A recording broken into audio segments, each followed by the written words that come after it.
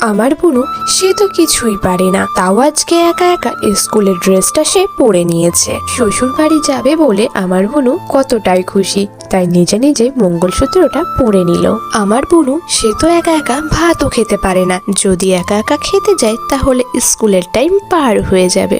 এই তুই কি বললি? না না, কিছু বলিনি তো। আমার বুনুর বিষয়ে এ বাড়িতে কিছু বলাই যাবে না, না হলে আমার বুনু খুব রেগে যাবে। আমার বোনও একা একা মাথা ওয়াজটাতে পারে না, সব কাজ তার মা আর দিদিকেই করতে হয়। সে তো একা তার জুতোটাও পরতে পারে না, সেটাও তার দিদিকে পরিয়ে দিতে হয়।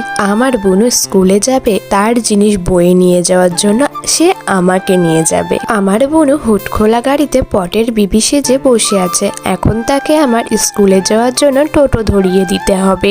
আমার বোনও সে তো কিছুই পারে না, সে তো এখন ছোট্ট দুধের বাচ্চা। বড় হয়ে গেলে সে তো সব কিছুই শিখে যাবে, তখন আর আমাকে কিছুই